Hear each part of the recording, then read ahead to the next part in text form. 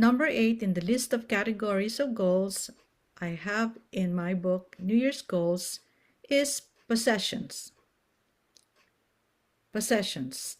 In 2 Corinthians 4:18, it says, "While we look not at the things which are seen, but at the things which are not seen, for the things which are seen are temporal, but the things which are not seen are eternal."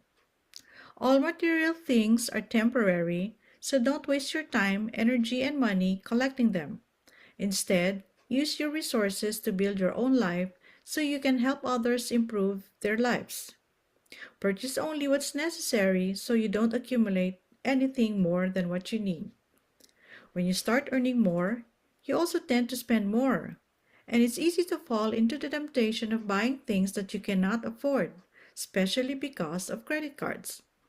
You want to feel what it's like to own those expensive stuff and be noticed for them. Don't fall into the trap of believing that what you wear or drive, especially how expensive they are, adds value to who you are. If you have to get approval or validation from others, you allow yourself to become a victim of their whims. It means that you have low self-esteem and poor self-image. To counter this, you must see yourself as God sees you. Remember that He looks at you through Christ because you acquired a new identity. And that's according to 2 Corinthians 5:17, when you believed His sacrifice was enough to reconcile you to God. No identity or self-worth can be better than that.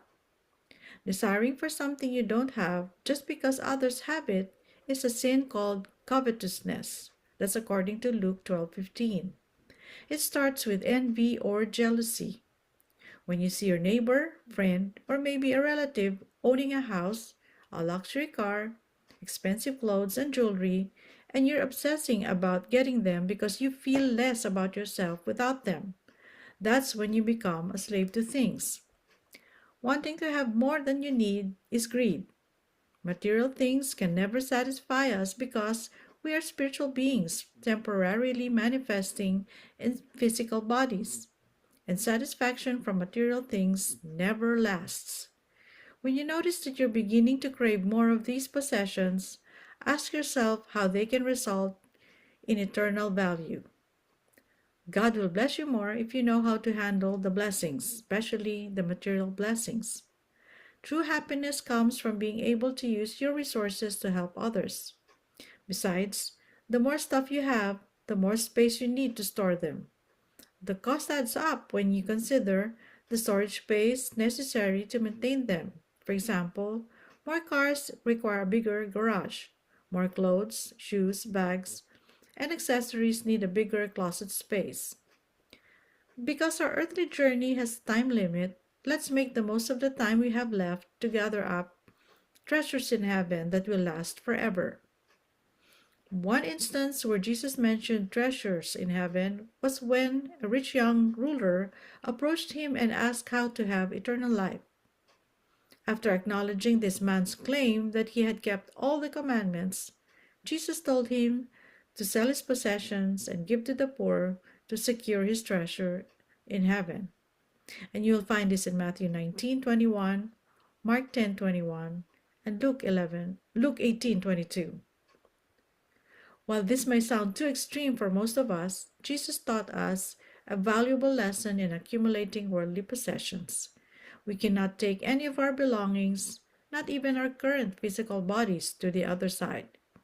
Because material things don't have spiritual values, they cannot go beyond our earthly existence. The Egyptian pharaohs tried, but their wealth stayed in their graves with their ashes. We came here naked and will return to where we came from the same way, according to Job 121. We need to accumulate treasures that will last for eternity. We will be judged according to our fruits, and only those with eternal values will remain. Our works or fruits will be tested by fire, revealing their true nature. That's according to 1 Corinthians 3:13-15. Our rewards are based on those that survive the rigorous test. Extra material possessions can also weigh us down, just as excess body weight can slow us down. We should determine which are needs and which are wants. Avoid shiny objects that may be attractive yet useless. A minimalist lifestyle is a good practice. The fewer things you have, the more breathing space you'll get. A massive pile of things hinders mobility. It's hard to move around while traveling, while carrying too much stuff. You won't be able to enjoy seeing many places because of the inconvenience. Now, what you see on your screen here are suggestions for your action plan. Number one, take inventory and dispose of all unnecessary things. Donate unused or slightly used clothing, etc. And this is what I do: digitize all documents that should be archived. And last, make it a habit to review, sort, and organize things regularly, weekly, daily, for example, to avoid clutter. Now, to make these steps or activities as goals, just put a number in them and a time frame. For example, donate half of your clothes that you bought from last year so you can buy more for this year. Just put a number. Keep, for example, 5 pairs of pants, 5 dresses, number of tops that you want to keep, but limit them. Also bags or purses or other stuff, just to make sure that you are not accumulating too much. Take inventory of your clothes, shoes, bags, purses, gadgets, and everything you own. In short, organize your life, including finances, documents, projects, and all your possessions. We will not be around forever, so avoid accumulating more than necessary.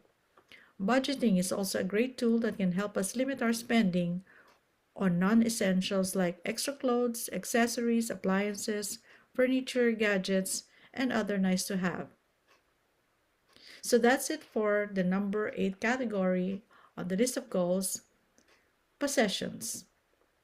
Thank you for watching my video. See you again next time. Bye for now.